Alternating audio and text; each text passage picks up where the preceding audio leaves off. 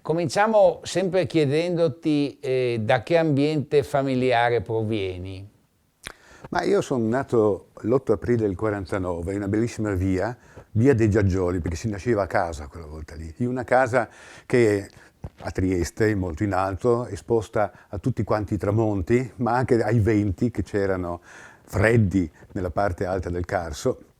Durante gli anni miei, quindi dal 49 al 54, quando sono stato lì, si vedevano anche i riflettori degli antiaerei che esploravano il cielo nel periodo del 49. Dal punto di vista ideologico, mio papà viene in qualche modo da famiglie di istriani e ha frequentato l'associazione degli istriani a Trieste, che era rigorosamente fanfaniana, cioè era in qualche modo legata a una corrente di destra della Democrazia Cristiana. Oggi abbiamo molti più mezzi per poter gustare la musica. Quella volta avevamo molto la radio, ovviamente, ero con Radio Corriere sempre presente a vedere cosa potevo ascoltare, e i dischi di mio nonno, perché mio nonno era stato un commerciante, nel senso che aveva un bar a Venezia, aveva un bar proprio attaccato alla Casa del Fascio, quindi lì dentro non si usavano i jukebox, che ancora non c'erano molti dischi di opera, quindi da lì è nato un amore, prima attraverso mio fratello e poi io ho incominciato a suonare violino, l'ho suonato per 3-4 anni e abbiamo incominciato con mio fratello a frequentare i concerti, a frequentare le opere, facendo lunghe code nel Teatro Verdi di Trieste, discutendo di tutte quante le cose, le critiche sui cantanti e sulle opere che venivano fatte. Tanto Trieste era ritornata all'Italia nel 1954, io ricordo ancora la Piazza Unità piena in quel periodo lì, e nel 1953 c'erano stati diversi moti, diciamo, soprattutto dominati dalla destra, che hanno prodotto anche alcune vittime. E poi naturalmente l'allungarsi dei tempi della regolarizzazione dei rapporti con la Jugoslavia portavano a tensioni continue. Fino al Trattato di Osimo sostanzialmente non si era arrivati ancora a una regolarizzazione. E la presenza appunto di questa tematica era piuttosto forte anche nelle scuole, per cui gli scioperi che venivano fatti erano spesse volte, dico fino al 66 circa, fatti o per il ritorno dell'Istria all'Italia o contro ipotesi di bilinguismo, o quando è stato poi più tardi, però non ero più al liceo, contro la visita di Tito ad esempio in Italia. Bisogna pensare che Trieste è una specie di microcosmo in cui tutte le contraddizioni sono quasi spesse volte acuite, più presenti in maniera più intensa. Ad esempio nella mia classe c'era il mio compagno di banco che era un antisemita di origine ebrea, c'era il figlio di un senatore comunista, ma l'insegnante di ginnastica era invece quello che aveva dato l'olio a suo nonno, quindi diciamo così. C'erano diversi studenti di destra lì all'interno, e quindi la classe era un po' varia. Questi studenti di destra normalmente erano antislavi, ma dentro questa classe c'era anche la figlia del direttore della banca Terjaška banka, la banca slovena di Trieste, quindi diciamo le contraddizioni non mancavano. Poi, diciamo, come hai vissuto l'esperienza del 68 a Trieste? Nella prima parte del 68 ero ancora studente al liceo Oberdan, e in quel periodo c'era stata la prima occupazione all'Università di Trieste, all'Università di Lettere. Allora, ero un po' democristiano di sinistra, almeno mi sentivo così, anche se poi subivo già il fascino dei cinesi, in qualche maniera, e delle proposte della rivoluzione culturale a cui a quel tempo purtroppo credevamo. E così mi sono buttato ad andare a chiedere informazioni dirette all'università occupata. Ci ha accolto qualcuno che ha incominciato a dirci che volevano salario per tutti quanti gli studenti, l'uguaglianza, il cambiamento della didattica, la rottura con diciamo, la baronia che era presente nella scuola, e ci prospettavano anche cambiamenti sociali che avrebbero potuto avvenire nel periodo successivo. Devo dire che questa visita mi ha sconvolto su alcune cose, ero un po' perplesso, ad esempio sul discorso del presalario ancora non ci capivo molto, però ho incominciato a pensare che poteva esserci nel mio arrivo all'università una possibilità per me di intervenire anche sul piano sociale, sul piano ideale. Quando sono andato all'università ero un cosiddetto cattolico del dissenso. Come cattolico del dissenso, la mia Bibbia, oltre che la Bibbia vera e propria, erano i documenti del Concilio Vaticano II, e naturalmente in particolare le parti che più rafforzavano il desiderio di uguaglianza sociale all'interno.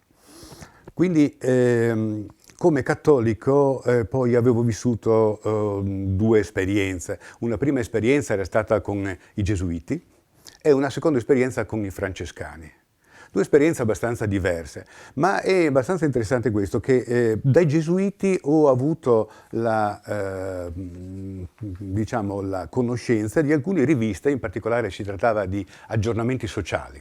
Era una rivista che è ancora, tra l'altro, valida, fatta da un gruppo milanese dei Gesuiti, che in qualche maniera erano quasi il contraltare della civiltà cattolica, che invece era il gruppo romano. Aggiornamenti sociali aveva una caratteristica, che riusciva a fornire informazioni schematiche ma molto precise su molti aspetti della società e molti problemi sociali, e in qualche maniera l'aspetto cattolico veniva separato da quello che è l'aspetto informativo vero e proprio. E questo mi permetteva di comprendere alcune cose. Dai francescani avevo ricavato invece l'intervento diretto, perché si operava a livello di quartiere, anche aiutando le persone in difficoltà. Quella volta il riscaldamento era ancora a legna, si andava a portare la legna, si andava a portare il pane, e si conoscevano queste strane geografie del disagio all'interno del proprio stesso quartiere. Cioè bei palazzi molto ancora liberty, in cui la parte di sopra, quella relativa alle soffitte, o quella di sotto con le cantine, era occupata da persone veramente in grave disagio fisico. È chiaro che di fronte a questo si cercava, anch'io ho cercato, di capire se c'era una chiave, un modello interpretativo che potesse capire da dove stava l'origine del disagio e anche dello sfruttamento, e quale poteva essere quindi la chiave di intervento. Per questo l'adesione al marxismo inizialmente è stata proprio per questo, cercare dal marxismo risposte efficaci di intervento. Risposte che purtroppo poi abbiamo visto non hanno prodotto gli esiti che desideravo io stesso. Solo ricordo che recentemente ci siamo visti cantando un po' di canzoni dei nostri tempi, e l'anarchico Claudio Venza, pur essendo anarchico, aveva detto: guardate, è proprio un prete quello che ci ha in qualche modo mosso l'anima per fare un intervento contro la scuola di classe, contro questo continuo stare i piedi sulla testa alle persone che volevano risollevarla. Ecco, questo quindi è stato. Poi ci sono state anche altre letture, anche di rinnovazione didattica a partire dalla scuola di base in su, che in qualche modo mi hanno aiutato nel capire dei meccanismi scolastici che potevano intervenire nel mantenere quella divisione tra le classi che c'era in Italia e ancora permane. Qual era in generale il clima politico tra i giovani in quegli anni? Si è verificata a Trieste una particolarità che in altre città non si è verificata.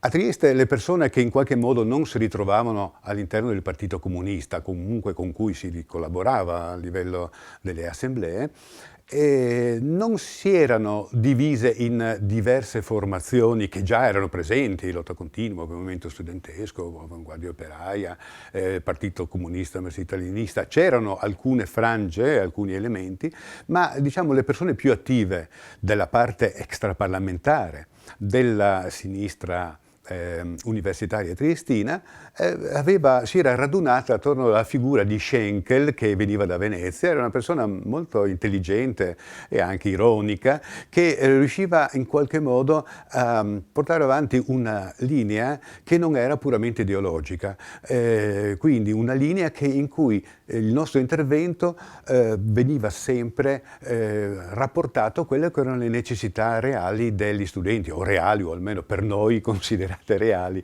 degli studenti.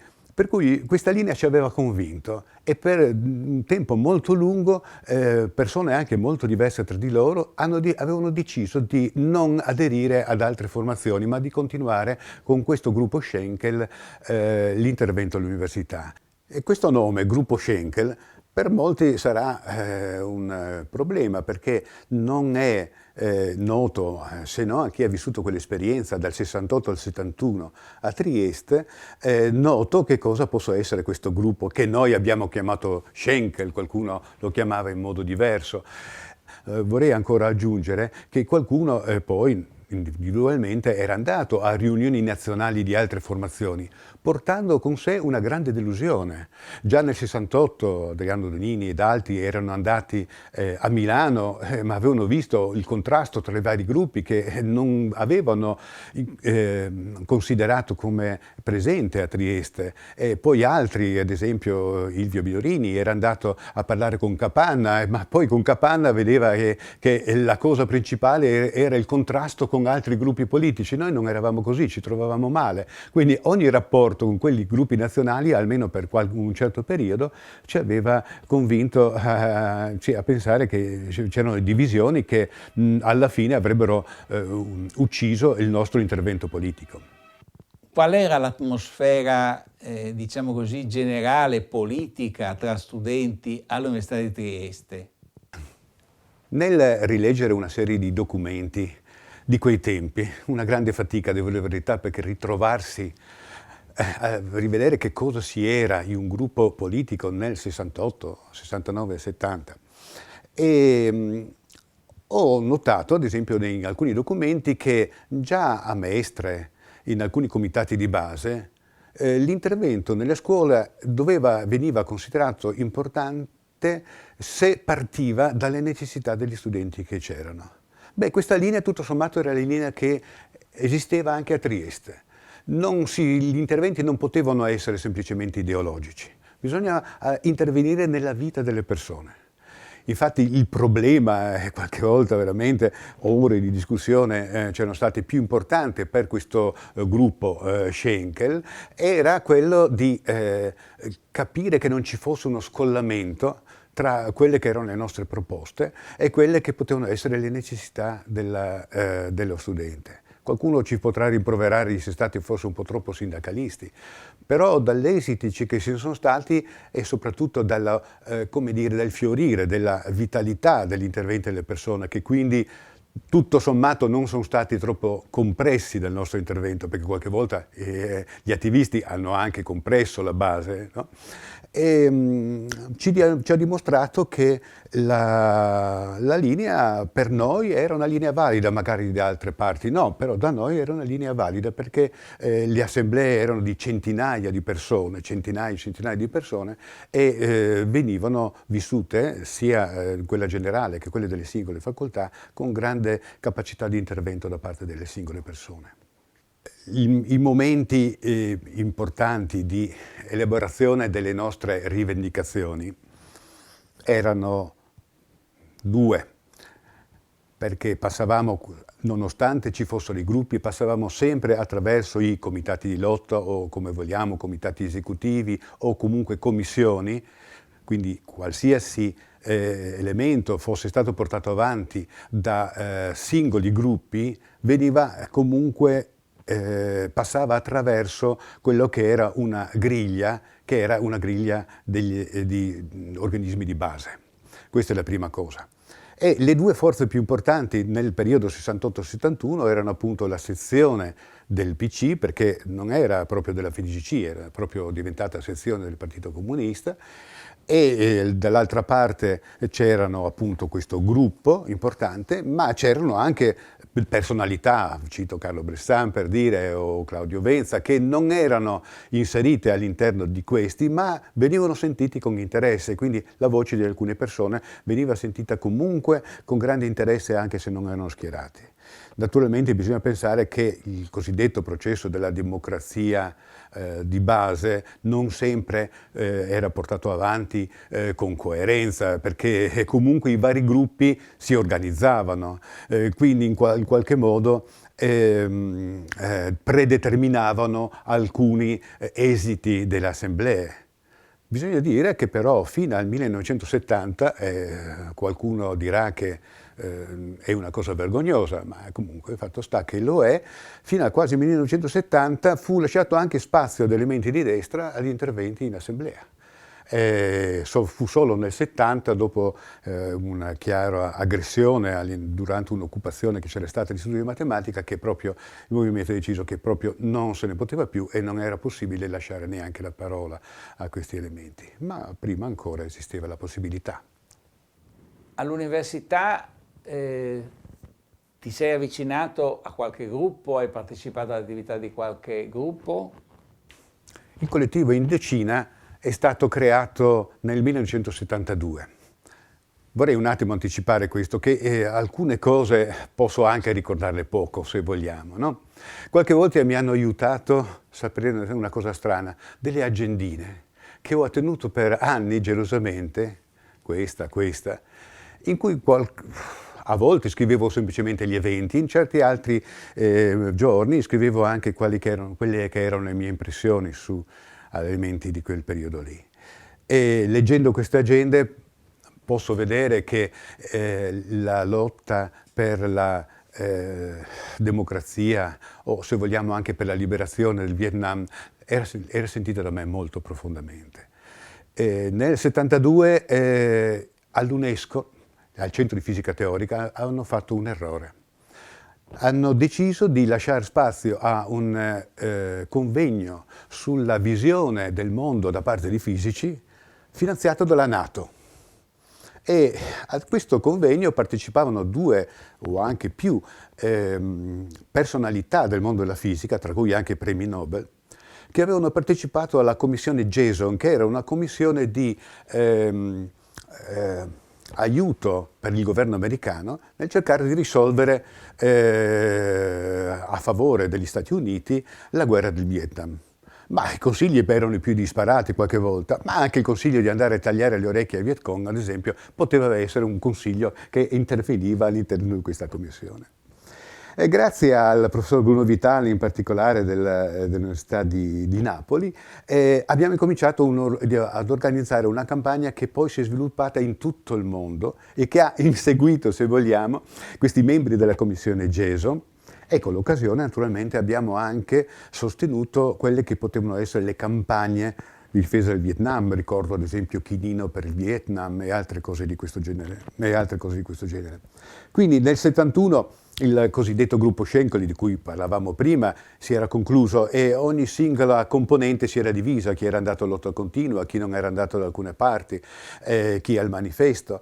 E nel 72 io non ero inserito in un gruppo politico e assieme a Alicia Chessovani e Miriana Carli abbiamo deciso di sostenere il nostro intervento e dobbiamo ringraziare anche l'Istituto di Storia del Movimento di Liberazione di Trieste che ci ha offerto la sede e quindi in questa sede abbiamo potuto fare la nostra campagna, che è stata una campagna molto efficace, devo dire la verità. Pensate solo a questi interventi anche nei convegni all'Istituto di Fisica Teorica, ai nostri volantini che venivano dati ai vari partecipanti che c'erano, e a questo poi si aggiungeva anche l'intervento nella città, le mostre che potevamo fare sui bombardamenti, su altre cose che c'erano nel Vietnam. E quindi ci sembrava veramente di aver dato un nostro contributo. Ricordo che un anno dopo C'è stato un convegno, quella volta lì era ancora vivo Vidali, tra l'altro, che no, era una figura molto importante del comunismo triestino, ed era venuta una rappresentanza del Vietnam a Trieste e in qualche modo aveva anche citato questi che erano interventi. Vorrei solo dire una cosa, che vedete, questo si ricollega anche a tutto un discorso sulla scienza. No? Questa è ad esempio una rivista di Science for the People. E noi parlavamo molto e in qualche modo ci interessavamo a quelli che potevano essere gli usi della scienza, quello che poteva essere di sbagliato nella scienza stessa, di come poteva essere gestita. Quindi per me, che ero studente di fisica, era particolarmente importante mostrare che noi intervenivamo sulla scienza, su come era gestita, su come questa portava alla guerra, su come lo scienziato aveva la sua responsabilità e doveva quindi scegliere un campo all'interno di un movimento e di una situazione politica che era piena di guerra. La Guardia Operaia a Trieste non ha avuto un grande numero di persone, anche se in qualche modo ha aiutato a realizzare una delle esperienze più simpatiche, se vogliamo, presenti a Trieste, che è quella di una radio libera, una delle prime radio libere politiche che c'erano a Trieste. La sede era in una zona, in un appartamento di un quartiere popolare di Trieste, che è il quartiere di San Giacomo. Quindi ha contribuito anche a questo. L'appartenenza ad Avanguardia Operaia non è che mi collocasse come un'avanguardia degli operai, chiariamolo subito. Si sceglieva il gruppo al di là del suo nome perché si pensava che tramite questo gruppo si potessero realizzare delle cose importanti. Io non riuscivo a trovarmi con lotta continua e con quel tipo di organizzazione e di proposta di lotta continua, non riuscivo quindi a trovare una mia collocazione politica che comunque era esterna al Partito Comunista, e così anche con la conoscenza di alcune persone che avevamo a Udine, perché a Udine invece Avanguardia Operaia era piuttosto importante, abbiamo incominciato a realizzare questo gruppo, che però ha avuto un suo interesse o politicamente in senso generale o anche ha avuto una sua importanza nel movimento degli studenti medi. Ormai io ero verso la fine, nel 1974, ormai ero verso la laurea, e quindi diciamo tutto il ciclo storico del 68 e delle persone che erano dentro il 68 all'università si stava concludendo, perché la gente o si laureava o andava via dall'università. Quindi il nostro intervento poi si è manifestato a livello politico cittadino oppure a livello delle scuole superiori. E ti chiedo che ruolo ha avuto la scuola, l'esperienza di insegnante nella scuola per la tua formazione, per il tuo percorso politico, personale?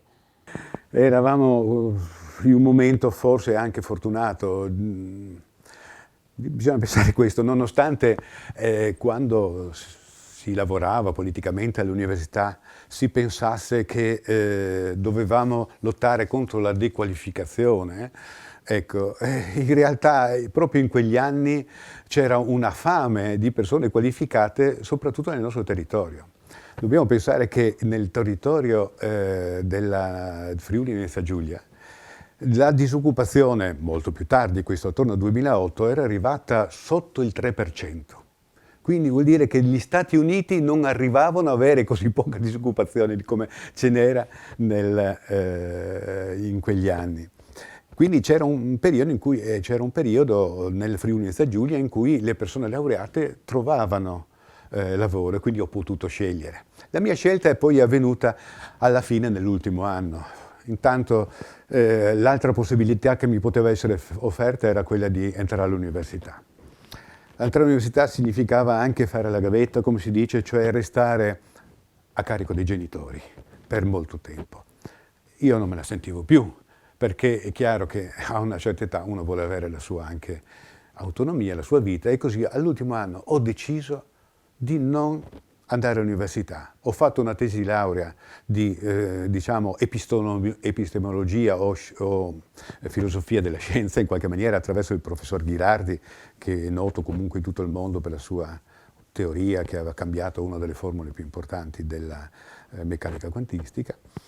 E avevamo fatto con lui un seminario sulla scienza, sulla storia e l'epistemologia della scienza, e con quello ho deciso, perché nessuno poi all'università avrebbe preso uno studente che aveva fatto una tesi del genere, e quella tesi lì era solo per andare fuori dall'università.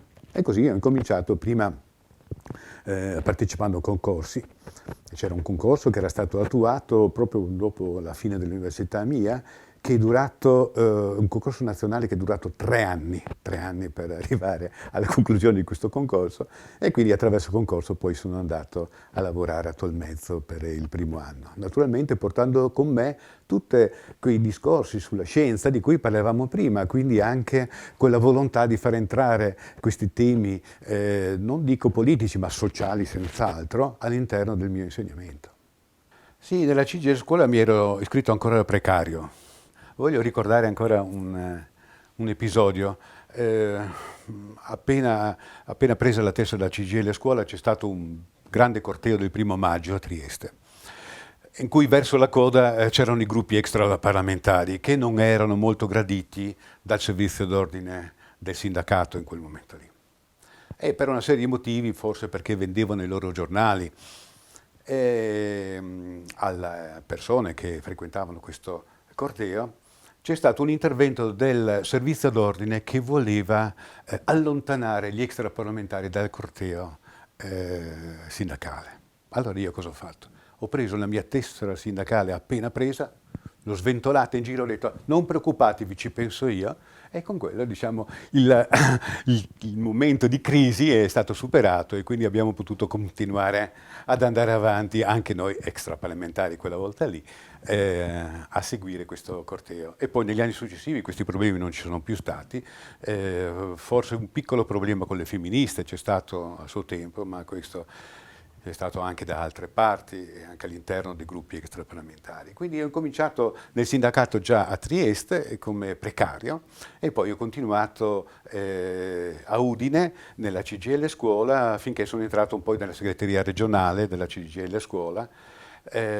Sì, con posizioni che sono sempre state mie, normalmente non sono entrato come componente di sinistra, ma perché in qualche modo mi hanno obbligato, mi dicevano guarda, se tu vuoi avere un posto nel direttivo o ti schieri con questa mozione o ti schieri con quest'altra, altrimenti la tua voce non sarà mai ascoltata qui dentro. E così in qualche maniera mi sono schierato, la mia voce è stata ascoltata, anche perché insomma una voce abbastanza poco ideologica tutto sommato. Qual è stata tappa per tappa la tua esperienza del servizio militare?